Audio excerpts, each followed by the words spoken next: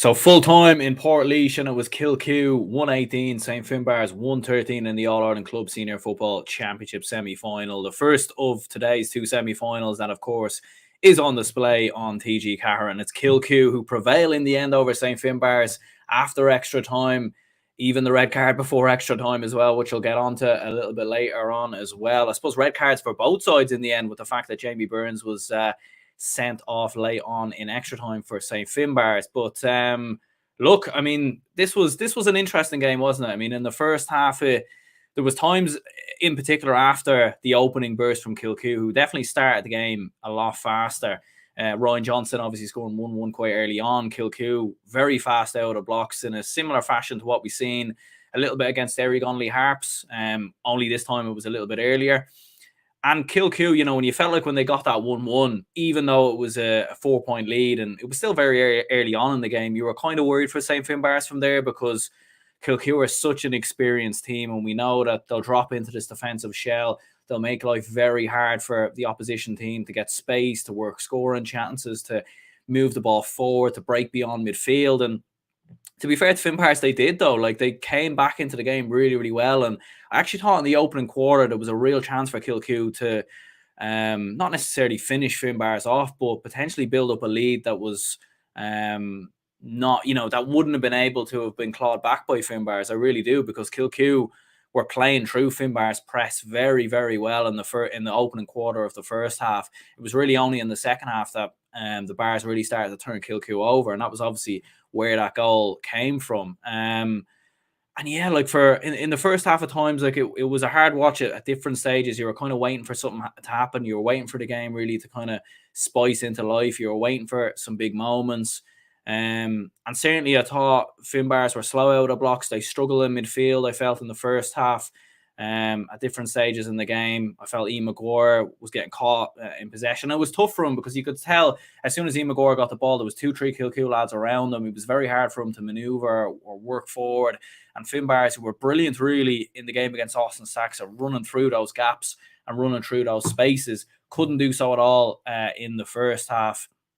Really up until they got they hit a bit of a purple patch, I suppose, late on in the first half.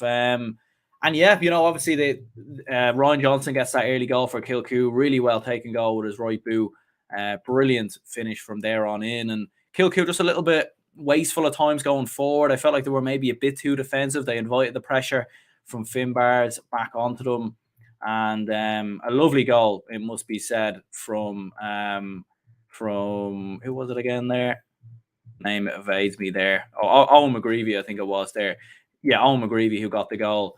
Really well taken goal. It was actually a brilliant turnover in midfield from Owen Commons, who played it on into Stephen Sherlock. He spotted Owen McGreevy over on the left-hand side and slots it comfortably beyond the goalkeeper. And that was really the best from what we've seen from Finbarrs really in this game, was that high pressure, high up the pitch. Kilcoo, they were trying to play through that press at different stages in the game, and sometimes they were kicking along from kickouts. But when they did go short towards the end of the first half, they really did pay the price. And even right at the end of the first half as well, they gave away a couple of points and really allowed Finbarrs to have a 2-point lead at half time without really having played anywhere near their best, which I thought was quite madness, really. Second half comes around, and I don't know what it was with Finbarrs, but I think they just struggled massively in terms of fitness. Conditioning really probably wasn't there. Maybe Finbarrs just ran out of energy, you know, with all the sort of big games they've had to play. They've obviously, you know, they haven't played in the All Ireland Club Senior Football Championship semi-final since 1987. So, you know, obviously there was no players that were playing back then, but in terms of these players playing out on the pitch, it's the first time playing in a semi-final. And I do think as well they struggled with their kickouts, like a few John Kearns kickouts going out over the sideline, a few of them intercepted. Neither side really looked brilliant, and at different stages, even when Kilcoo kicked into gear and built up a lead, then Finbarrs came back. And it was really neck and neck, and it really could have went either way going down the home stretch. And it was 1-10 apiece going into the final couple of minutes. Kilcoo win a free, and you're thinking at this stage, that's going over the bar there from Ryan Johnson. Like, he's not going to be missing that at all. That's going over the bar probably, and Kilcoo are going to win this game. But an absolute moment of madness from Aidan Brannigan off the ball. Complete punch out at one of the St Finbarrs players.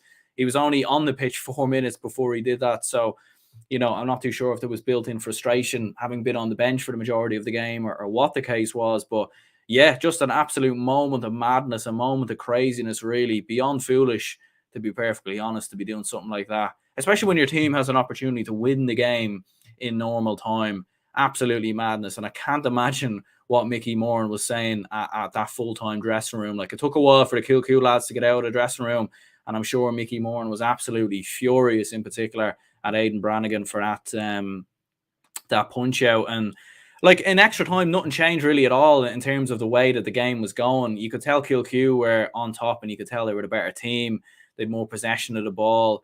They were creating more opportunities, more chances. The fitness and conditioning was still there. And obviously you have this bizarre rule in the GAA that I cannot get my head around, to be perfectly honest, that they brought in about a year ago now, where yellow cards and red cards don't move over into extra time. Like, I just don't understand the logic behind it at all, because, you have a situation like that where a player lashes out on another player, and obviously he doesn't play in extra time, but Kilcoo is still able to bring on an extra player. So a red card basically goes unpunished. I just don't understand the logic behind it at all. It's almost as if we're starting a new game when we're really not. We're just moving over from the game that was already played. So absolutely bizarre there, to be perfectly honest. And I really hope that that rule is addressed sooner rather than later. I do know that black cards do move across into extra time, which is good at least, because, if they had a case, geez, you'd have cynical fouls and all sorts of messing really in the final 5 to 10 minutes of games if that wasn't the case. But yeah, I really do hope they address that, because it's not fair at all, really, on Finbarrs there. I know obviously it wasn't a scoring opportunity or anything like that, but you have situations like that happen, and they go unpunished. Just absolute madness, really. Daniel Doyle says Sheelan Johnson very good in extra time. Yeah, I thought Sheelan Johnson was very impressive.